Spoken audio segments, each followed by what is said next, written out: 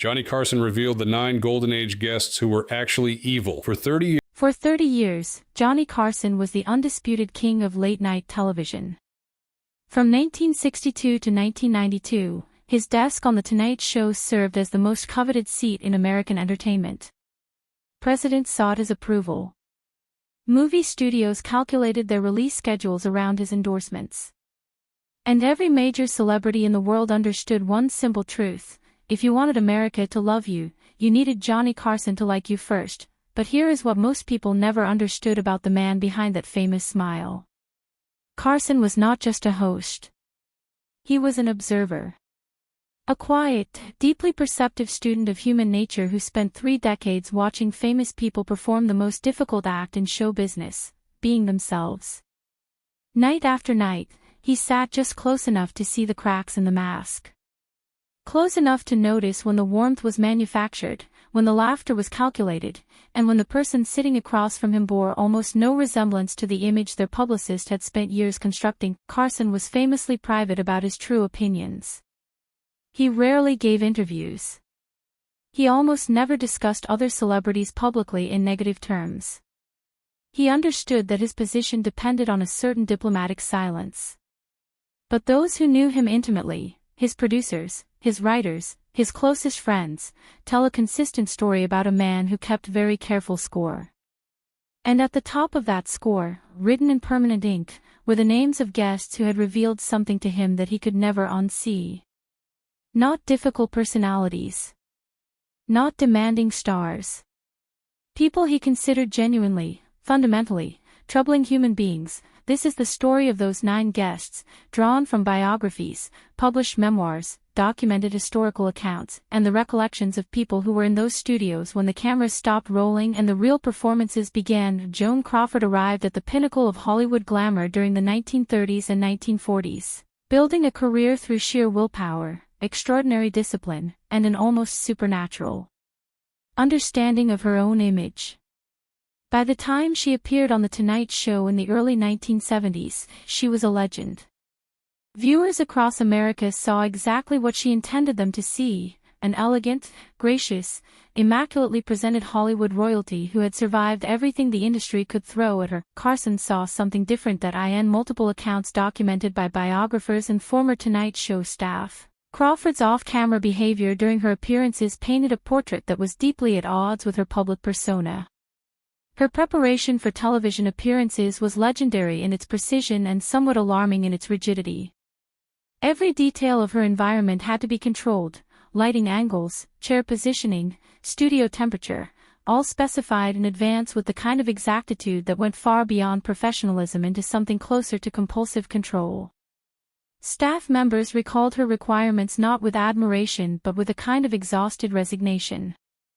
Meeting Crawford's standards was less about hospitality and more about managing a volatile situation. What truly disturbed Carson, according to those close to him, was not the demands themselves but the behavior they revealed. Crawford treated people with a warmth that was entirely proportional to their usefulness to her.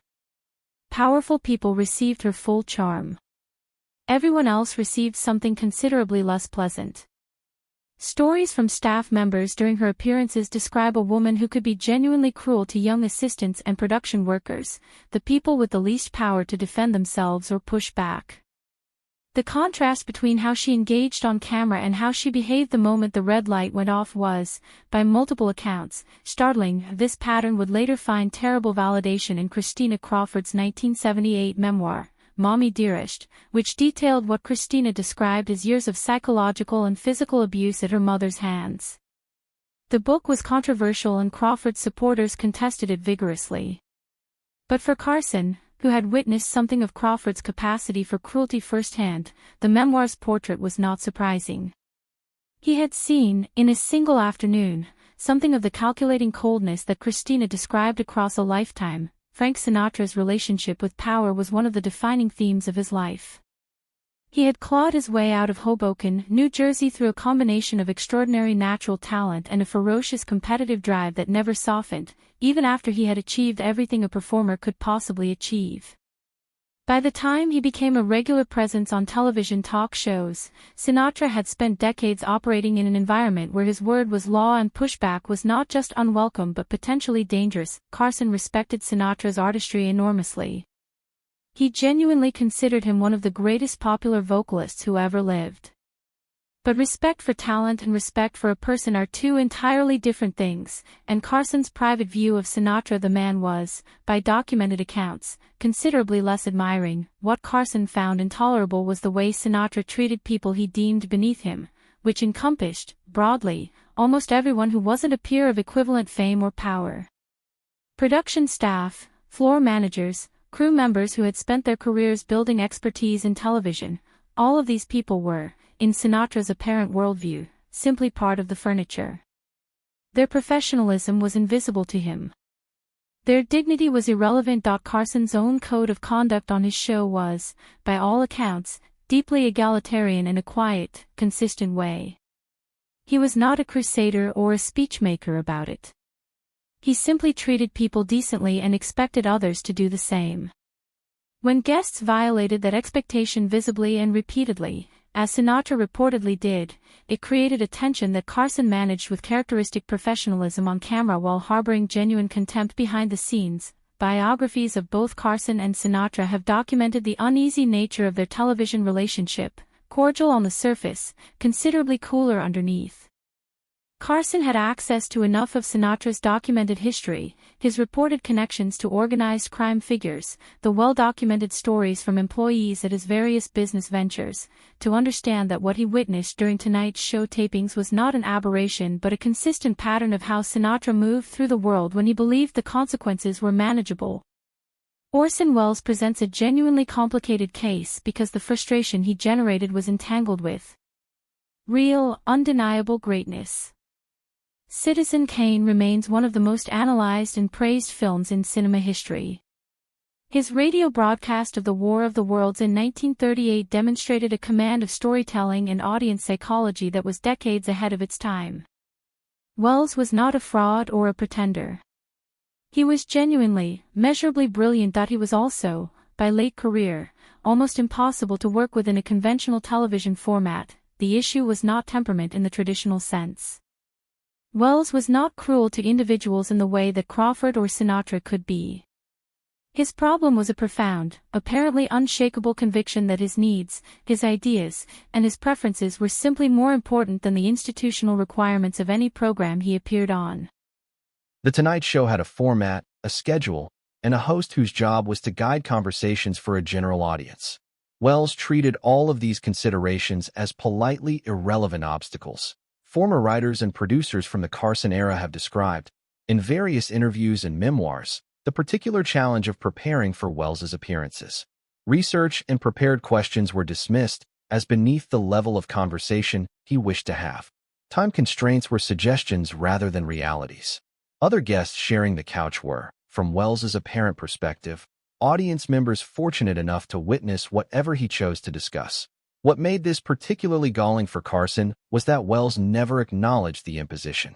His behavior wasn't aggressive or hostile. It was simply oblivious, which in some ways was harder to confront. You can respond to rudeness.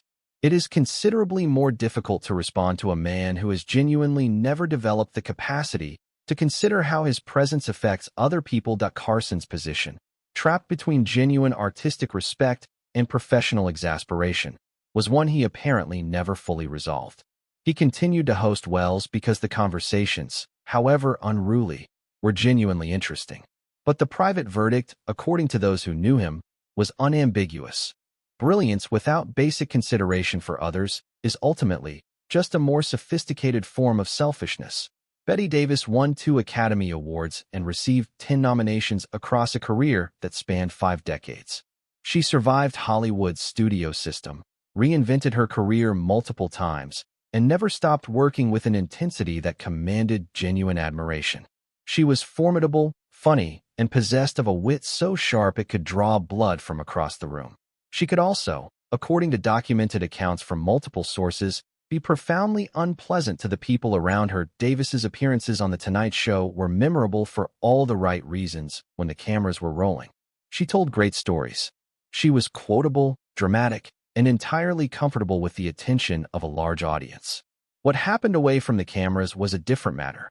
Female staff members in particular, according to accounts published in various entertainment histories, remembered Davis's behind-the-scenes behavior with a mixture of awe and genuine distress. Her language, her assessments of people around her, and her willingness to deploy both without apparent concern for their effect reflected attitudes that were jarring even for an era not known for workplace sensitivity. Davis's treatment of fellow guests was also documented. When sharing the couch with others, particularly younger performers or women, she reportedly had limited patience for sharing attention. The competitive drive that had made her one of Hollywood's greatest performers didn't turn off when the professional stakes were low. It simply redirected toward whoever happened to be in the room. Carson's response to Davis was complicated by the same tension he felt with other genuinely talented, difficult guests. He admired her work. Her instability and unkindness toward people on his set was harder to overlook. Eventually, the balance tipped decisively, and Davis's appearances on the show became considerably less frequent. Mickey Rooney's career is one of the most remarkable in Hollywood history. He was the #1 box office draw in America for 3 consecutive years at the end of the 1930s, a child star who somehow survived into adult success, a performer of genuine versatility who worked continuously across 8 decades. He was also, according to extensive documentation from multiple sources, a man whose attitudes toward women never updated past a certain point in history. Rooney came of age in an era of Hollywood when the treatment of women, particularly young women in subordinate professional positions, was governed by very different norms than those that came to be expected in later decades. This is not a defense. It is context for understanding why his behavior was described as not just inappropriate, but apparently genuinely bewildering to him when it was met with resistance. Former staff members from The Tonight Show era, speaking to entertainment journalists and biographers over the years, described a consistent pattern of unwanted physical contact, inappropriate comments, and an inability or unwillingness to recognize the discomfort he created. Young women who worked as production assistants reportedly learned quickly to stay out of his immediate orbit. The stories are consistent enough across multiple independent sources to constitute a documented pattern rather than isolated complaints. Rooney's other well-documented issue was alcohol. He was married 8 times, struggled with gambling addiction, and at various points in his life was publicly candid about battles with substance use. Several Carson-era staff accounts describe him appearing for Tonight Show tapings in states that suggested his preparation had involved more than rehearsing his anecdotes. Carson's response, according to accounts from people who worked alongside him, was to take the relatively unusual step of managing Rooney's appearances logistically rather than confronting him directly, scheduling pre-tapings, reducing frequency, until the situation resolved itself through decreasing relevance. Zsa Zsa Gabor was, in the most technical sense, famous primarily for being famous. She had appeared in films, but her cultural footprint was built less on specific performances than on a personality so extravagant, so theatrical, and so completely committed to itself that it became its own genre.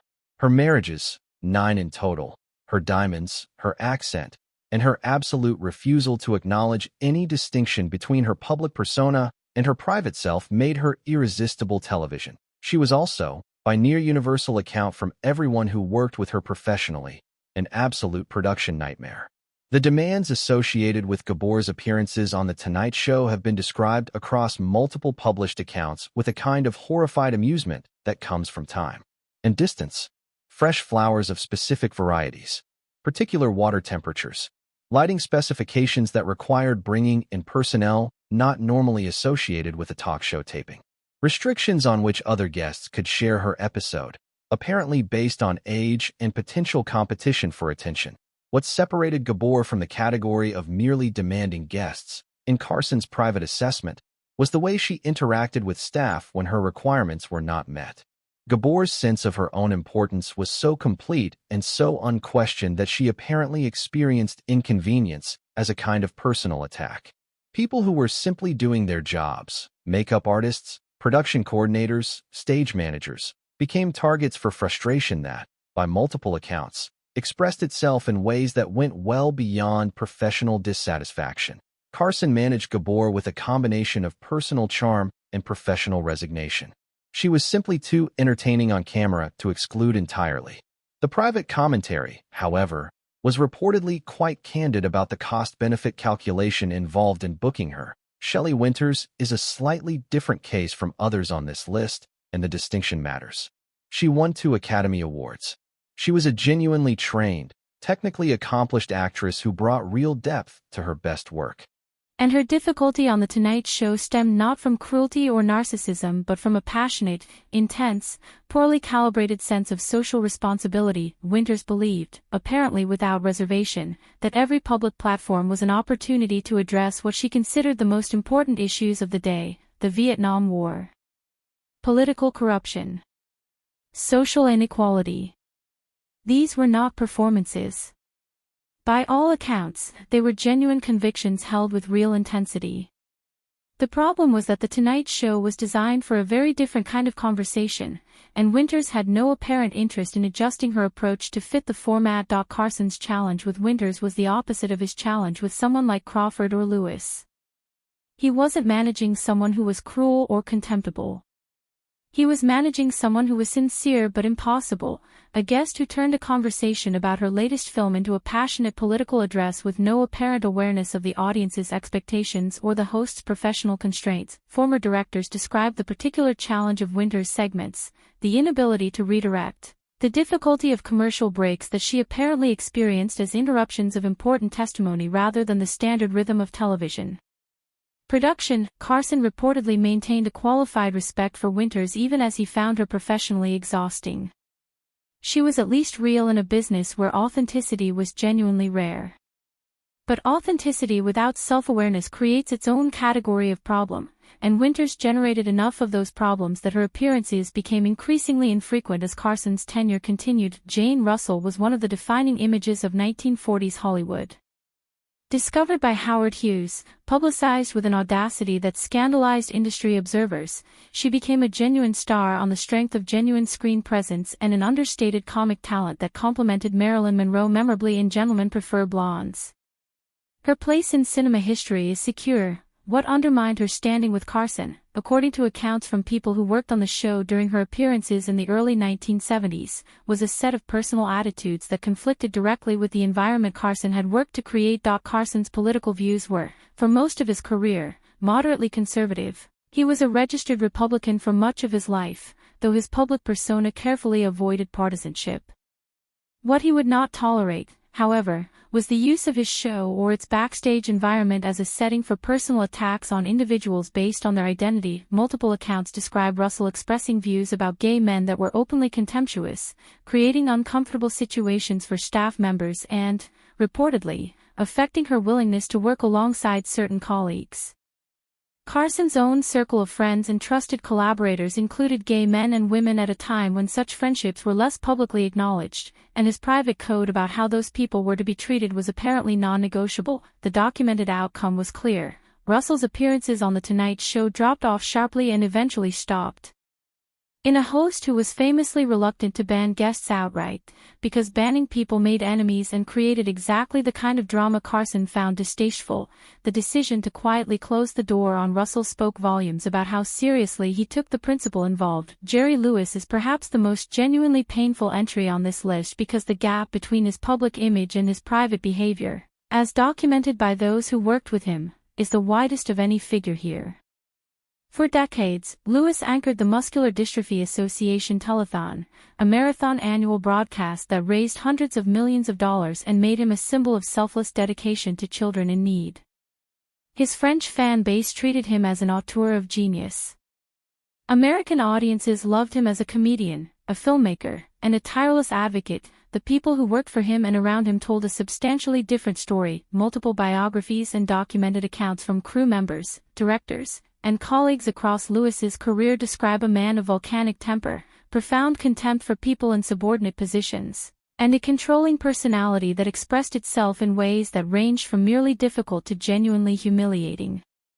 The treatment of staff on film sets and television appearances, the refusal to learn names, the dismissal of people by their job function, the explosive reactions to trivial perceived slights, is documented across enough independent sources to constitute an established pattern. what Carson found most troubling, according to people close to him, was specifically the juxtaposition.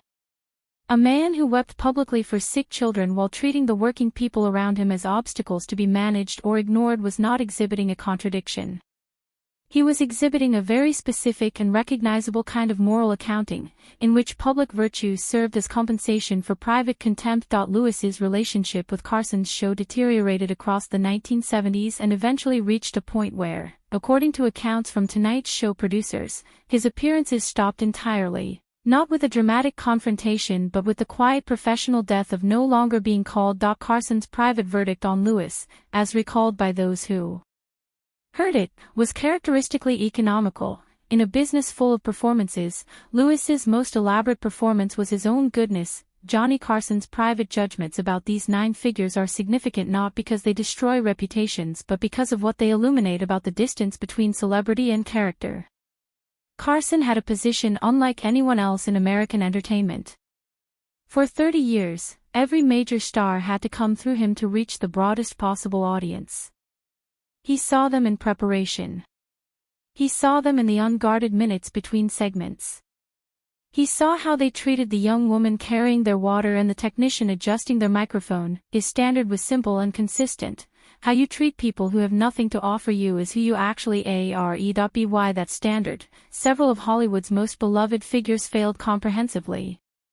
The studio system, the publicity apparatus, the mutual interest that studios and networks and publications all had in protecting marketable stars, all of this worked together for decades to ensure that the distance between public image and private reality was never examined too closely. Carson examined it every night. And what he saw was sometimes exactly what the audience saw, a genuinely admirable person who happened to be famous. And sometimes it was something quite different, a carefully maintained fiction that the cameras and the publicists and the mutual conspiracies of show business had constructed around a person whose actual character would have been considerably less appealing to the American public who adored them. The most important thing Carson's private record reveals is not scandal. It is something more quietly significant, that talent and character are entirely unrelated qualities, that fame neither improves people nor necessarily reflects their worth.